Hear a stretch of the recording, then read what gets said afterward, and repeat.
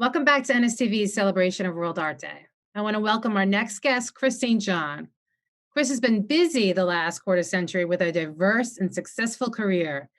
He's been a practicing attorney for 26 years, a former judge, a prosecutor, worked in the State Department, taught in China, was a congressional aide, a volunteer firefighter, and he's here today because he wants to talk about his musical career.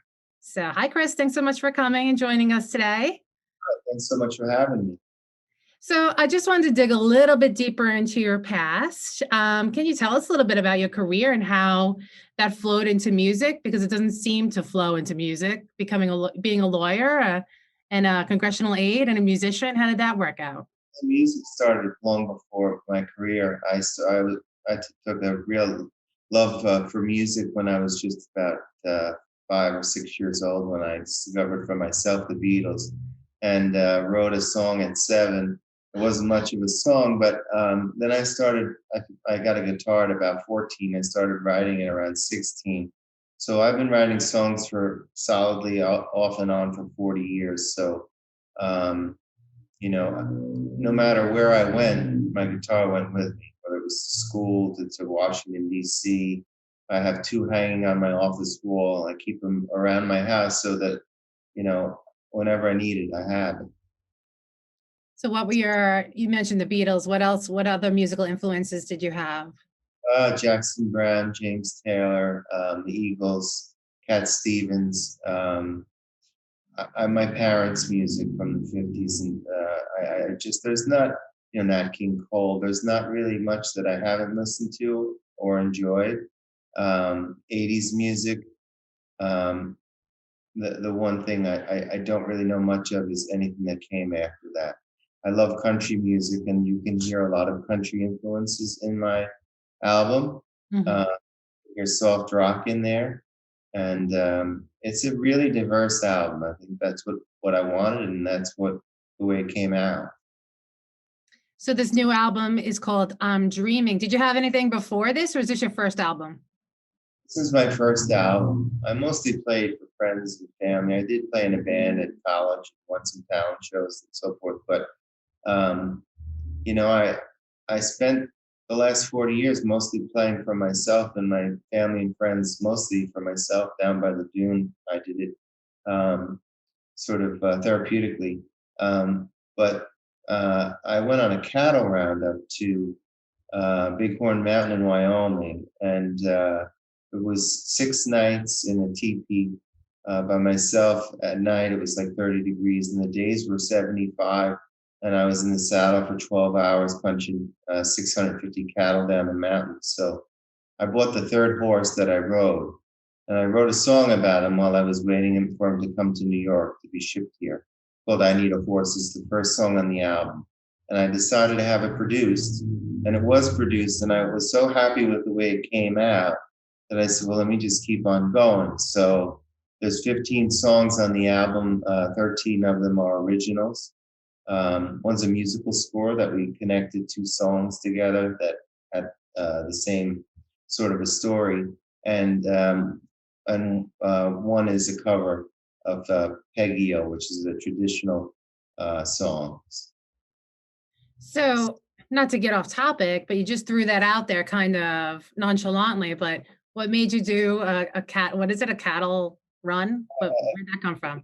Cattle roundup with a rancher. There were five of us on horseback pushing these cattle down the mountain. And first we had to sort of gather them up. They grazed during the summer, and then they got to be pushed down in the fall. I did it in October, but before that, I had visited Jackson Hole, and I just thought, it was in the middle of COVID. I thought I better get away for a couple of days, and I always wanted to go to Jackson Hole, and I went riding for 4 or 5 hours, and I really fell in love with horses. It's something happened late in life.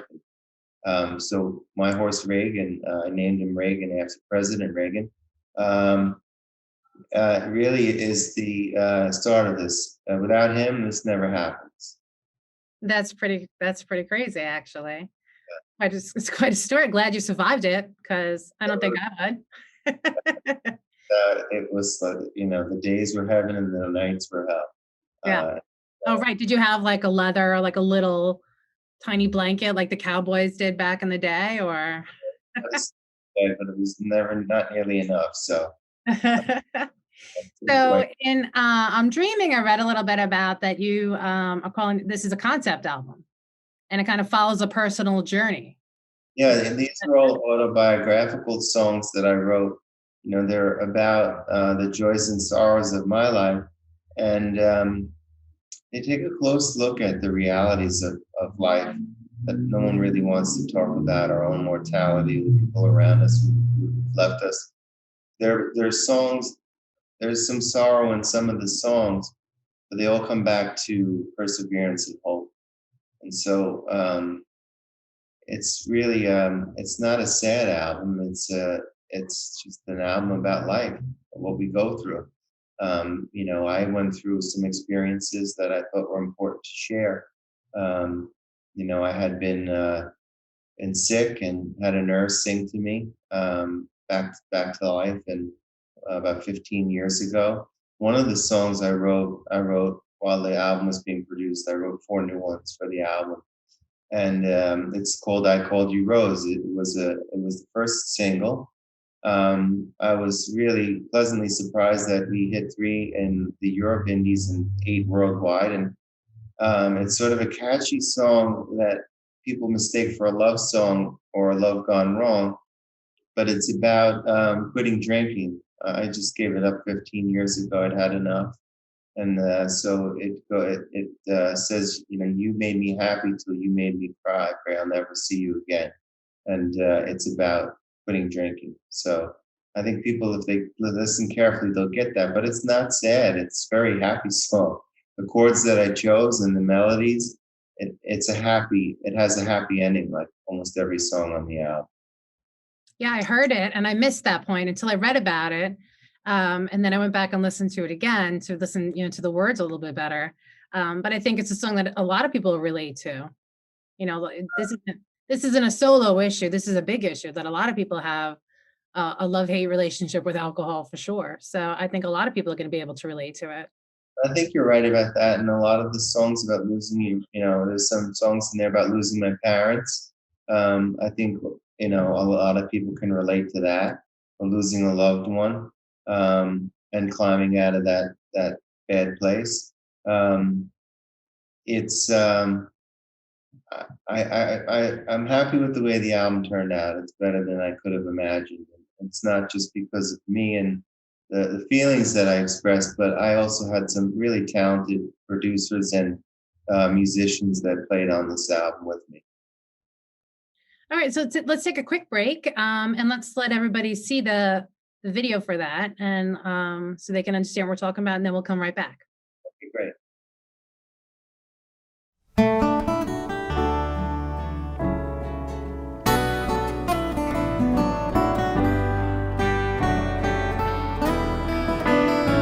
You stole my heart when we met. You made me feel so alive. We could talk and laugh through the night. You turned a boy into a man. I was in such demand. Still I swore I'd love you for life. I called you Rose and I called you Gold. Called you whiskey, I called you my friend. You made me happy till you made me cry. Pray I'll never see you again. It's never easy, the end.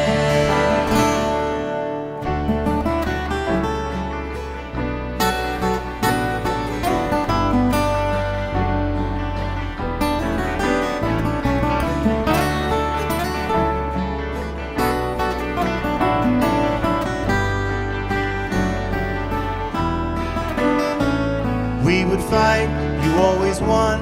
You took my soul, stole my fun. I turned and ran for my life. How we live, it's a choice. Do we die or rejoice? Time for choosing, I chose my best life. I called you Rose and I called you Gold. Called you whiskey, I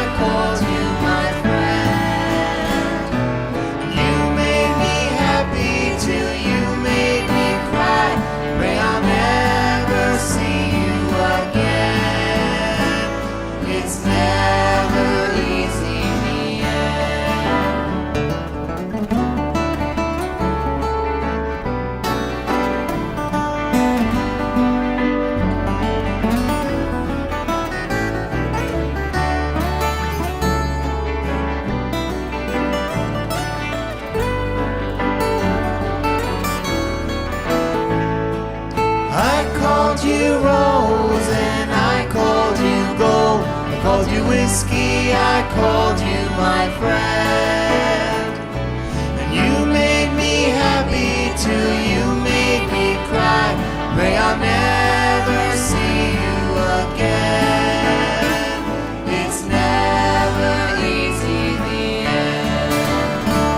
It's never easy, it's never easy, it's never easy, the end.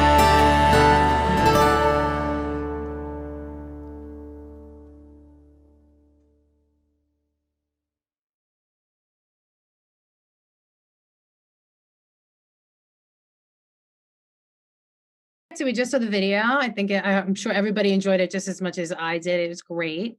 Now, so you have a whole band and you have a couple of backup singers.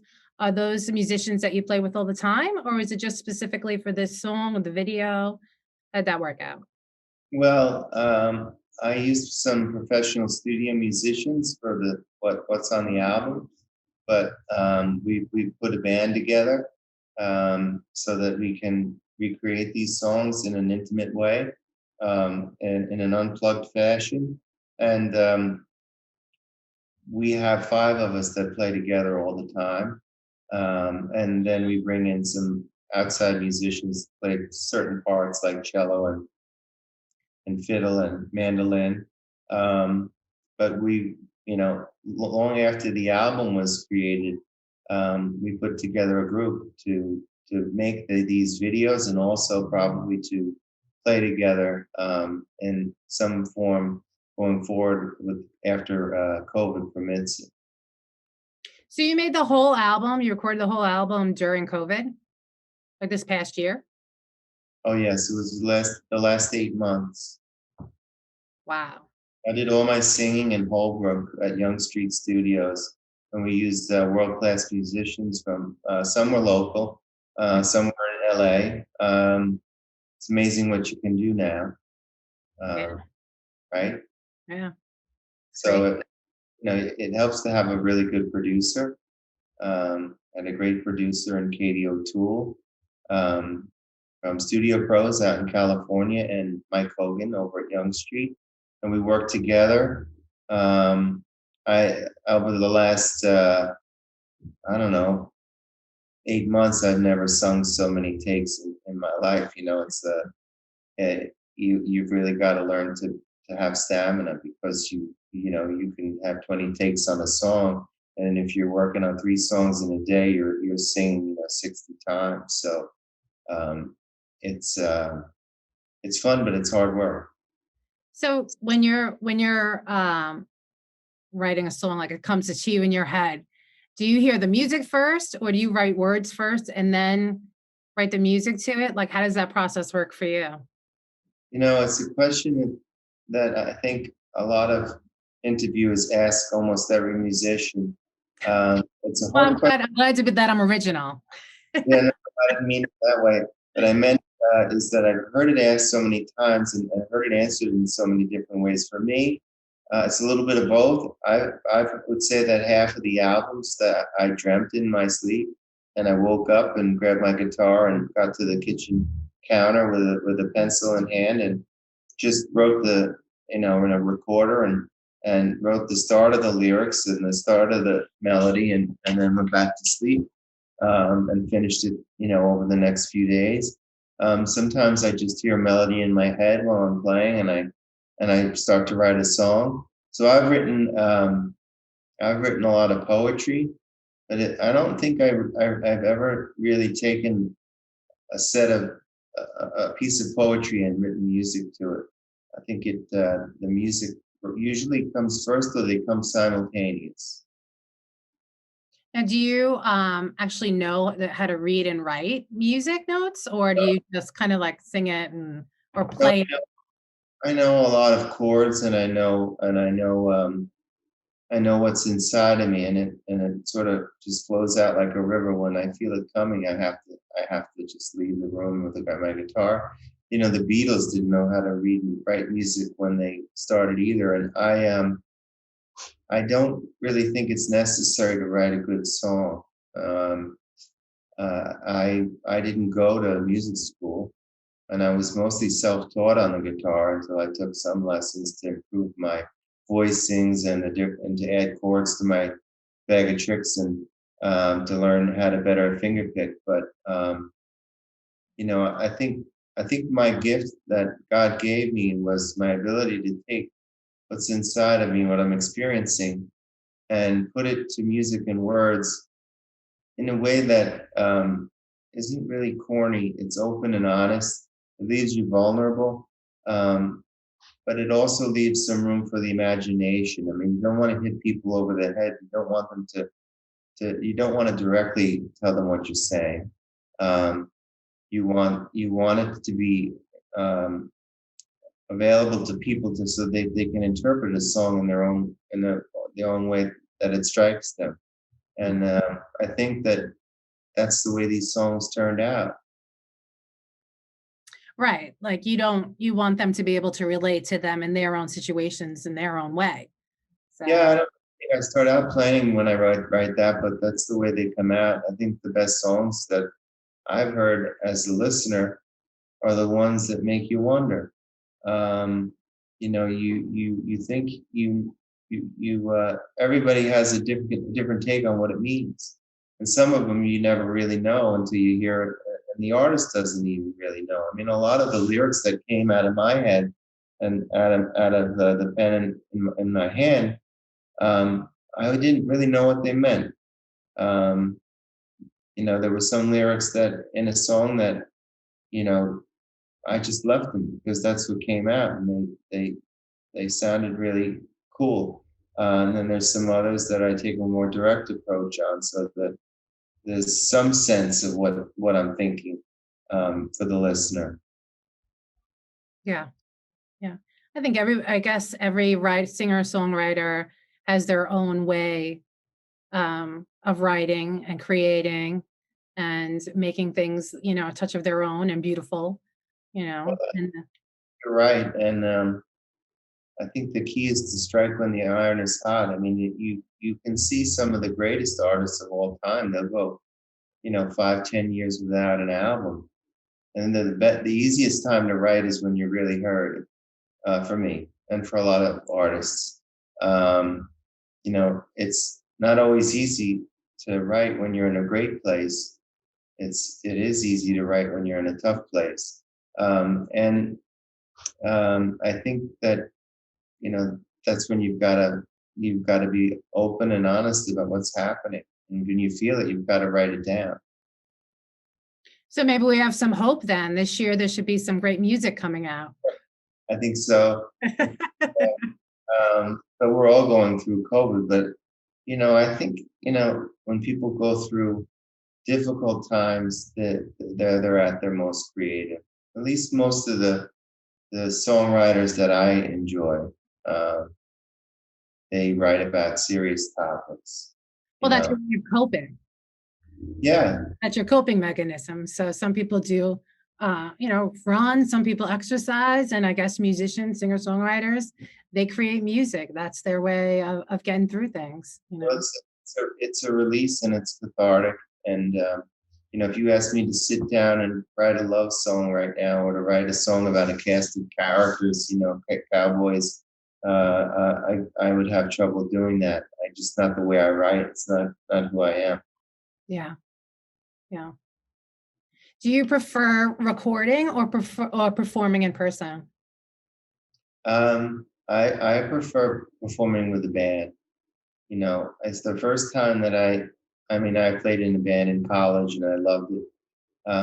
We did really well.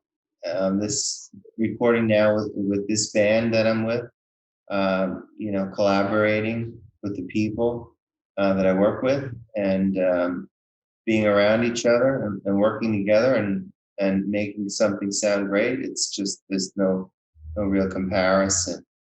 Yeah.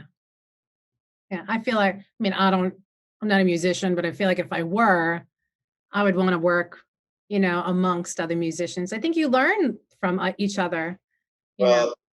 Well, since you say that, I worked really hard with my producers, and um, they liked my songs, but they also made some suggestions that really helped to make what I'd created even better.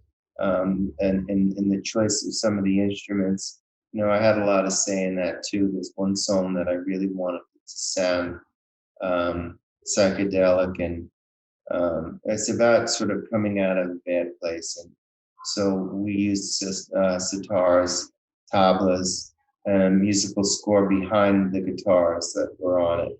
And it's very dreamy. And it's about the whole album keeps making references to dreams. If you give it a listen, the word's probably the most used word in the whole album. Um, and I guess I like to dream, Nothing wrong with that. Everybody uh, has a dream. right? It's got a Yeah, just can't get lost and you gotta find your middle ground, but dreaming, that's what it's all about, I think anyway. So think our lives are so short. People sitting, well, how do you do all these things and get involved in all these different places? And I just live every day like it's gonna be my last, and I just don't. I've lost that fear of failure. I don't have that fear. I just go for whatever I feel like doing, and I just think the payoff, even if it doesn't work out, if it works out once out of 10 times, you're doing pretty good. And if you're having fun, it's really good. that comes that comes with life lessons though. If you asked me 20 years ago, I wouldn't have felt like that. Now I feel a lot more like that. I'm a Yeah, I lot more don't. carefree. I'm good. I really don't. I really don't think so. When we're young, we think we're going to live forever and we're invincible, and it's always going to be that way. And when we look back now on those younger years with, I think with gratitude and I hope we wish we could go back sometimes, but we just have to keep going forward. Yeah, you cannot go back. So take your lessons with you and push forward. That's for sure. Hold on to the good memories. Yeah, absolutely. Absolutely. And learn from your mistakes and the bad things. So you don't 100%. repeat. So let's Yeah, talk about your next single. I'd Send You My Heart. Is that out now? it is. It's just being promoted and sent out to the stations around the world. Hopefully, we'll see it on the chart soon. Um, it is a song that I wrote the melody to. I recorded on my recorder, and when I was doing the album, I just started to listen to some melodies I'd written over the years, and I really like this one. Um, so I wrote some lyrics to it that are sort of contemporary. Um, it was around the time that my uncle passed away, and we used to talk in text quite a bit. So the opening line is, "If I could text you in heaven right now, I'd blow a kiss, a smile, thumbs up, I'd send you my heart." So uh, I just think it fits with today's time, and I think the rest of the lyrics hold their own. And there's a beautiful, beautiful cello part and a classical guitar part that was played by a friend of mine, Jeff Allegue, and he just performed it magnificently. And so the music on that song is it's just such a big part of the song. It's in addition to the singing and the lyrics. It's just I wanted it to be really musical. Now you said that you went back and listened to some melodies that you had written. Do you have like a treasure trove of things you've written and that you've not put into music to songs yet? Or Yeah, I probably if I dig through my drawers, I've got enough lyrics and melodies to write another album. But one thing at a time. Thing at a next time. pandemic? Let's see how this goes first, Yeah, right? yeah. All right. Well, let's take a look and listen to I'd Send You My Heart, and then we'll talk about when we get back. Okay.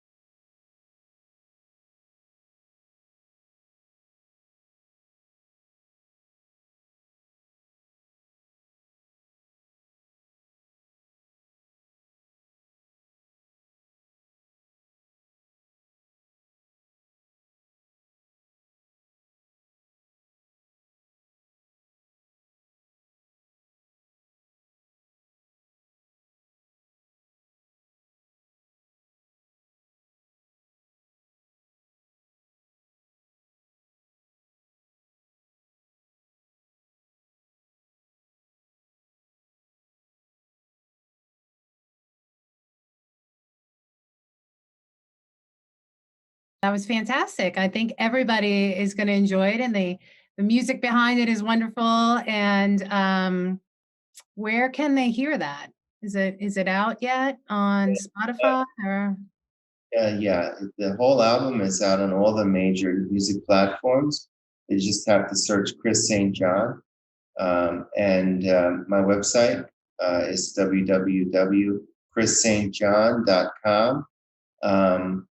There's a lot of neat stuff on there. There's merchandise, there's music reviews, there's the album can be digitally downloaded, or the CD can be purchased. There's some free songs on there. I did a cover of Ripple, and had a great time doing it. And that's up for free for folks to listen to. But if folks want to listen to any of the songs, they're all available on the major music platforms. And I have a YouTube channel also, so it's we're gonna keep putting up these videos of our band playing together. Great, great. So aside from your musical career and being a lawyer and the 10,000 other things that you've done, I read that in 2015 you started a nonprofit organization. Can you tell us a little bit about that? Yeah, sure. It's one of the greatest joys I've experienced in my life. A very close friend of mine is an emergency room doctor, and so I had this idea that that we should help poor. Actually, I was performing a wedding as a judge for a couple, and the bride gave me a book about the world's poorest people, and she said, I want you to have this." And I read it, and I just said, I got to do something. And I called my friend, and we agreed we'd start this charity. We called it Halo Missions, after my parents, Harold and Loretta Halo. So we started the charity. We've been to Zambia 5 times. We treated AIDS orphans in the bush for multiple diseases over the course of a week each trip. Testing for malaria, treating for malaria, all kinds of different maladies. We then hooked up with um, an ophthalmologist from Argentina and a general surgeon from Argentina who joined us on several of the missions.